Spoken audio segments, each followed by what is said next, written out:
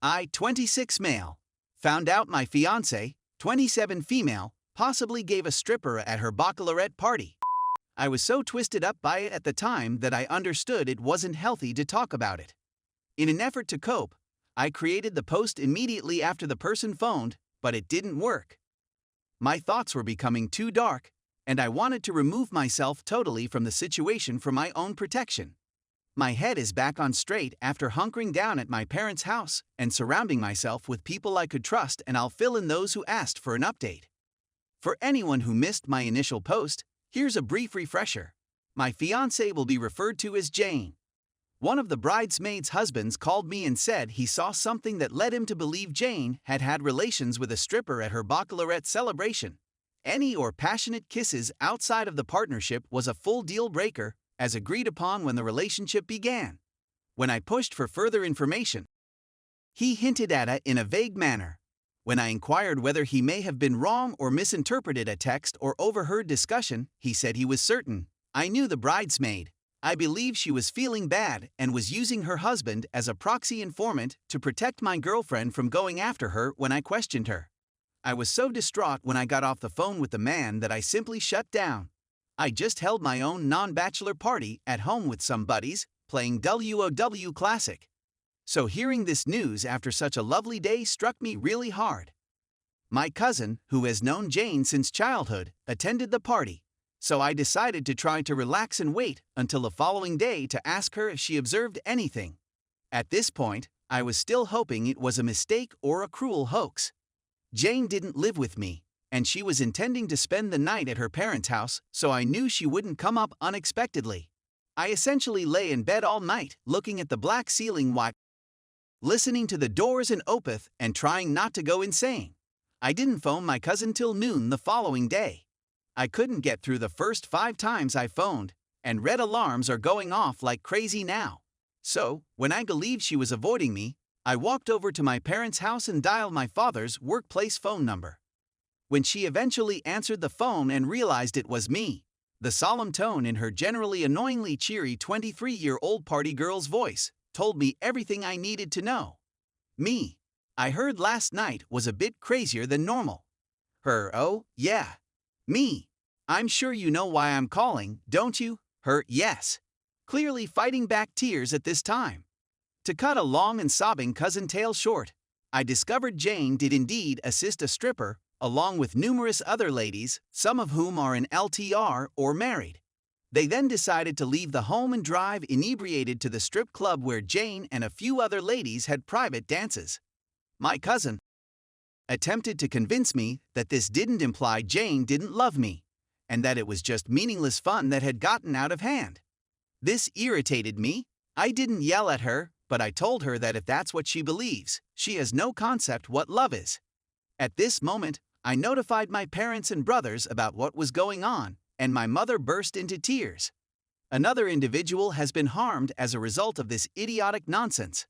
I spent the remainder of the day at my parents' place lying in bed, looking at the ceiling, avoiding Jane's calls and messages.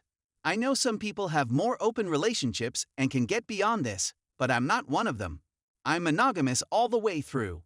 I ultimately canceled everything and lost a large amount of money. I know it's a nasty move, but I ended my relationship with Jane by text message. I believed it would be better to just go away cleanly, without any real conflict. There was nothing to be gained by yelling, screaming, accusing, and calling her names. When individuals are trapped like this, they sometimes lash out, and I didn't want the lady I was about to marry to say nasty to me in some type of justification of her actions. I'm sad and feel deceived, and that type of nonsense isn't going to help. I simply texted her to let her know I was aware of what she'd done. I emphasized that I don't want vengeance, that I'm not interested in embarrassing her or her friends and spreading it around, but that it's a definite evidence that we're not fit for one another, and that it's over with no chance of reconciliation. I waited till she answered once to ensure she received the text before blocking her on my phone and all social media. I delivered the stuff she had at my house to my cousin to return to her, and I haven't heard from her or her family since. I'm still feeling like hammered dog, but I'm getting better at not feeling like a black hole is sucking me inside out. This, however, was not like the breakups I had in high school and college. Something inside of me has broken this time, and it can't be healed as it used to. My body's confidence is now utterly gone. I kept wondering what it was about the stripper guy that made an apparently devoted lady betray and maybe toss away everything. Was it greater muscles, a bigger, better appearance, or a more outgoing personality? I'm not a supermodel, but I'm not bad either. I don't dress or behave like a B*TCH or A, or am I just plain stupid? I was really certain about this person, but she cheated on me just before our wedding. This garbage takes a man's soul, grinds it up, consumes it, and spits it back out. Someone from her camp has finally contacted me. Her stepfather contacted me tonight to find out what was going on and if there was anything I could do to help. I didn't offer him any specifics. I simply told him that Jane had crossed the line of forgiving conduct in our relationship, and there was no way to save it. And any time spent trying by either party was time lost that might have been spent moving on. When I stated it, I could see he knew what I meant and what had occurred. He's a really laid-back, old-school Hispanic man who apologized for things not working out and wished me luck. I wasn't particularly close to him, but I'll miss hanging out in his garage, shooting the about bikes and such. Update 2. I just got off the phone with the bridesmaid's husband, who was the first to call and let me know what was going on. I don't know him, but I have a cordial relationship with his wife. His wife apparently grew really uncomfortable when several of the ladies began grabbing and rubbing the strippers, and she left and went home. When he inquired why she came home early, she became agitated and spilled the beans. I'd assume she'd do it to preserve her own marriage if word got out. Anyway, he took a moral decision and determined that the women's husbands and boyfriends had a right to know how their significant others were doing when they weren't around, and he forced his wife give him all of her contact information.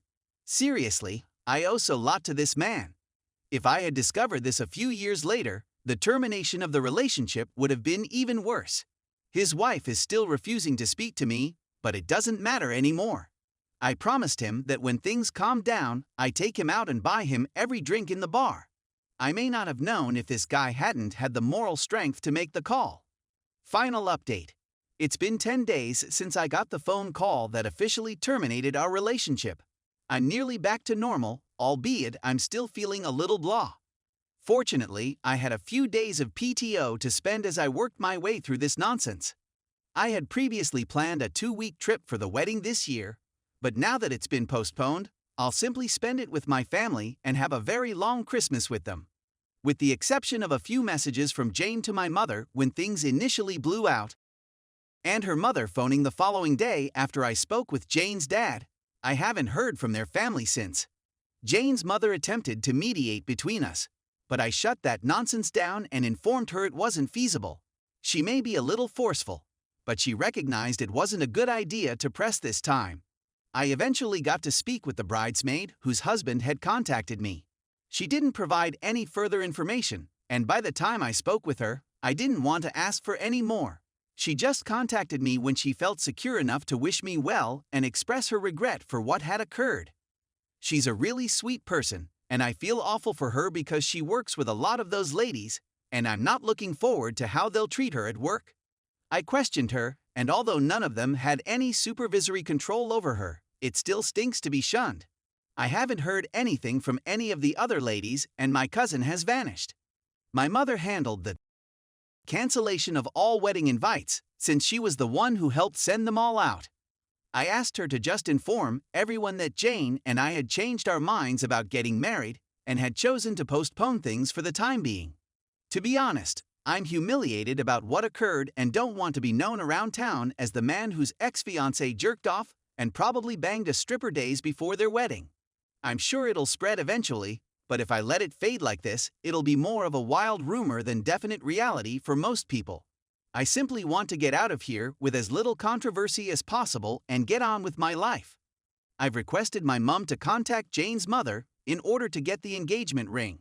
Hopefully she won't cause me any problems since they were costly, and a friend of mine is prepared to purchase the ring set for the same price I spent for it for his wedding in a few months. I advised him he shouldn't tell his girlfriend where he obtained them in Case, she was concerned that my ex was wearing the ring when she was touching the joystick of a dancer. I blew thousands of dollars on deposits for the venue, DJ, florist, caterer, security, airline tickets, honeymoon suite, and so on. I'm trying to return some of my investment by selling the rings. Anyway, I've opted to avoid LTR for an indeterminate period of time. This incident has left me extremely wary of love, relationships, and all that nonsense. People have written me encouraging notes, stating that I would ultimately find the one. I'm trying not to be unduly gloomy, but with divorce rates and all the insane battles between men and women these days, I'm beginning to believe the odds of anybody doing that are decreasing with each passing year. And I'm not the kind of person that gets over something like this by rushing out and dating another lady to sport hump the next day. So I'm going to be single for the time being and concentrate on my interests and career.